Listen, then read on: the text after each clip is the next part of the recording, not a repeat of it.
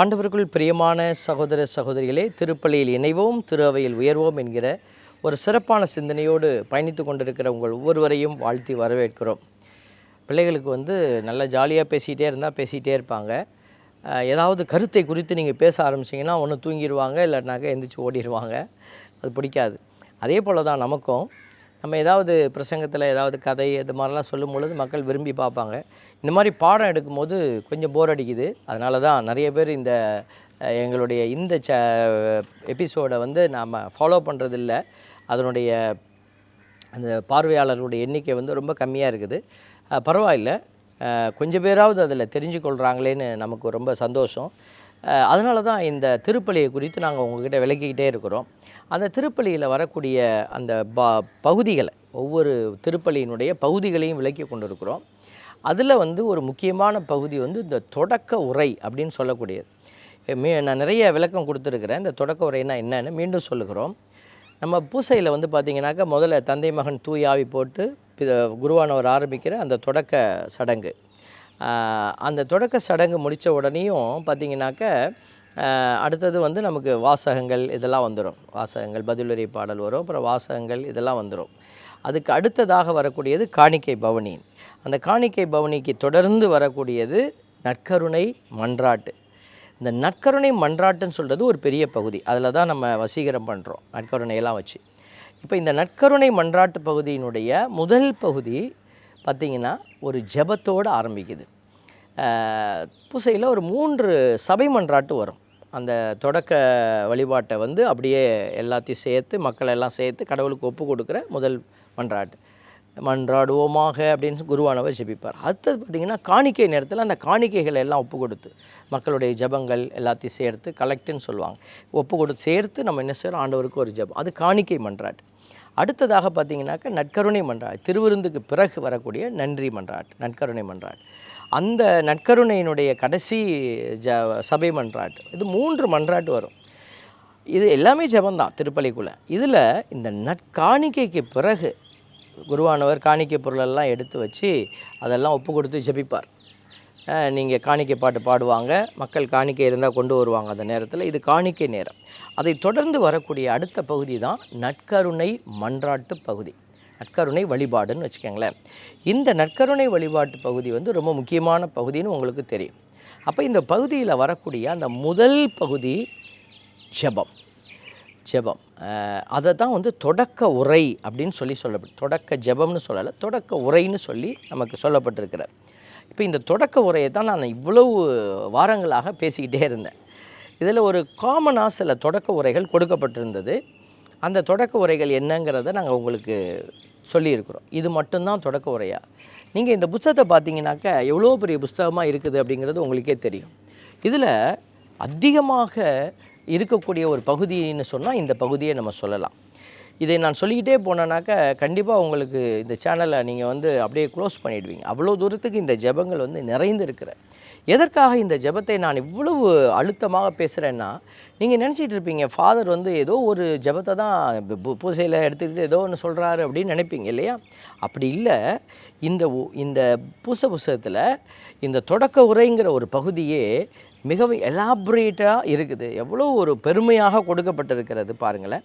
ஒவ்வொரு தொடக்க உரையிலும் ஜெபம் மாற்றப்பட்டு கொண்டே இருக்கிறது. முதல் பகுதியும் கடைசி பகுதியும் ஒன்றா வரும். இந்த நடுவில் வரக்கூடிய பகுதி எந்தெந்த சூழலுக்கான அந்த ஜெபமாக அது இருக்கிறதோ அந்த ஜெபமாக அது எழுதப்பட்டிருக்கிறது. அதைத்தான் உங்களுக்கு நான் கொஞ்சம் ஒரு சாம்பிள் காட்டியிருக்கிறோம், அவ்வளோதான். நம்ம வாரத்துக்கு ஒரு தடவை காட்டினதுனால உங்களுக்கு அவ்வளோ பெருசாக தெரியலாம். ஆனால் இன்னும் பாருங்கள், இந்த இடத்துல உங்களுக்கு இந்த படங்களை நாங்கள் போடுவாங்க. அதில் நீங்கள் இந்த படங்களை பார்த்துட்டு இருப்பீங்க. இப்போது இந்த படங்களை பார்க்கும்போது உங்களுக்கு தெரியும், இந்த தொடக்க உரைகளினுடைய அட்டவணை பகுதியில் 5 பக்கங்கள் இந்த அட்டவணை மட்டுமே கொடுக்கப்பட்டிருக்கிறது. அப்படின்னா இந்த தொடக்க உரையினுடைய ஆழமான நிலையை நீங்கள் பாருங்களேன். இந்த புத்தகத்தில் நிறைய தொடக்க உரைகள் தான் இடம்பெற்றிருக்கிறது என்பதற்கு இது ஒரு உதாரணம். அப்போ இந்த 5 படங்களையும் நீங்கள் பாருங்களேன்.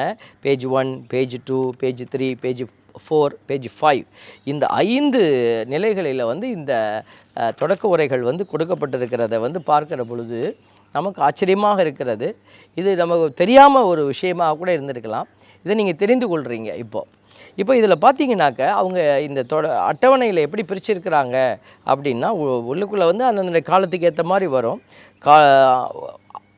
ஆனா என்கிற ஒரு சீரியலில் காலத்திற்கு உரியவை அப்படின்னு சொல்லி திருவருகை காலம், ஆண்டவருடைய பிறப்பு காலம், திருக்காட்சியின் காலம், தவக்காலம் அப்படின்னு அந்த காலத்துக்கு உரியபடி பிரிச்சிருக்கிறாங்க. 2வது ஹெட்டிங் பார்த்திங்கன்னா ஆண்டவரின் விழாக்கள், மறை நிகழ்வுகள். அதுக்கும் அவங்க தொடக்க உரை நிறையா கொடுத்துருக்குறாங்க. தூய்மை மிகு மூவரு கடவுளுடைய பெருவிழா, மனிதர் ஆனதினுடைய மறைபொருளினுடைய விழா,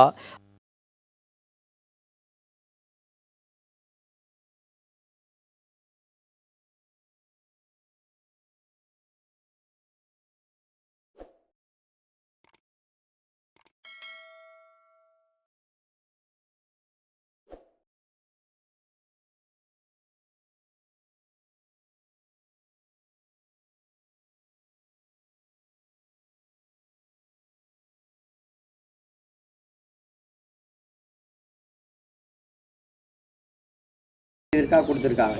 அடுத்த ஹெட்டிங் என்ன போட்டிருக்காங்கன்னா திருச்சடங்கு திருப்பலிகள். திருச்சடங்கு திருப்பலிகள் அப்படிங்கிற தலைப்பில் வந்து திருநிலை பட்டங்கள் அளிக்கும் பொழுது அதற்கு தொடக்க உரைகள், திருமண கொண்டாட்டங்களுக்கு தனியாக தொடக்க உரைகள், கோவிலை நேர்ந்தளிக்கும் பொழுது அதுக்காக தனியாக ஒரு தொடக்க உரைகள், இப்படி பல்வேறு தொடக்க உரைகளை அவங்க கொடுத்துருக்குறாங்க. இதெல்லாம் போக பல்வேறு கொண்டாட்டங்கள் அப்படிங்கிற தலைப்பில் அவங்க என்ன செய்கிறாங்க, இந்த தொடக்க உரைகளை கொடுத்துருக்குறாங்க. கிறிஸ்மா எண்ணெய் திருப்பலி, ஒற்றுமையை நோக்கி பயணிக்கும் திரு அவை திருப்பலி, மீட்பின் வழியில் கடவுள் தமது திரு அவையை வழிநடத்தும் திருப்பலி, இப்படி நிறைய பல்வேறு தேவைகளுக்கான திருப்பலிங்கிற அடையாளத்திலையும் இந்த தொடக்க உரைகள் இடம்பெற்றிருக்கு.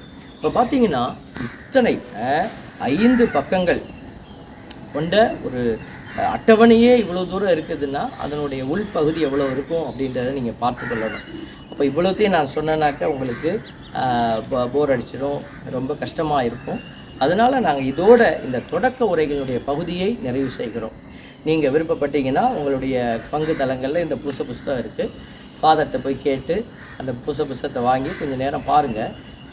பார்த்து இந்த மாதிரி இதில் ஃபாதர் சொல்கிறதெல்லாம் இருக்குதா அப்படின்னு ஒரு ஆர்வம் இருந்தால் தேடி பாருங்கள், ஒன்றும் பிரச்சனை இல்லை. இல்லை இந்த புஸ்தகம் ஒன்று வாங்கி நீங்கள் வீட்டில் வச்சு படிக்கணுன்னாலும் படிக்கலாம், வச்சுக்கக்கூடாதுன்னு எந்த இதுவும் கிடையாது. அது ஒரு கண்டிப்பும் கிடையாது, ஒரு ரெஸ்ட்ரிக்ஷன் கிடையாது. அதனால் இந்த புஸ்தகத்தை கூட நீங்கள் வாங்கி வீட்டில் வச்சு ஃபாதர் எப்படியெல்லாம் புஸ்தகம் வைக்கிறாங்கன்றதை தெரிந்து கொள்ளலாம் தாராளமாக. அன்புக்குரியவர்களே, இந்த திருப்பலி நூல், ரோமை திருப்பலி நூல் அப்படின்னு சொல்லக்கூடிய இந்த புஸ்தகம் எவ்வளவு ஒரு ஆழமான செபங்களை அடையாளப்படுத்தி இருக்கிறது என்பதை நீங்கள் தெரிந்து கொள்ள வேண்டும் என்பதற்காகத்தான் இவ்வளவு முயற்சியை நாங்கள் கொடுத்துட்ருக்குறோம். கண்டிப்பாக இதை நீங்கள் புரிந்து கொண்டிருப்பீர்கள் என்று நாங்கள் நம்புகிறோம். ஆக தொடக்க உரைகளினுடைய ஆழமான அந்த நிலைகளை இனிமேல் வருகிற நாட்களில் குருக்கள் செபிக்கிற பொழுது நீங்கள் அப்படியே மெய்மறந்த நிலையில் இருந்து விடாமல் என்ன குருவானவர் செபிக்கிறார், இன்றைக்கு எந்த தொடக்க உரையை அவர் பயன்படுத்தி கொண்டிருக்கிறார் என்பதையெல்லாம் நீங்களும் அறிந்து கடவுளை புகழ்ந்து கடவுள் கொடுக்கக்கூடிய ஆசீர்வாதத்தை பெற்றுக்கொள்ளுங்கள். இறைவன் உங்களை நிறைவாய் ஆசீர்வதிப்பார். God bless you.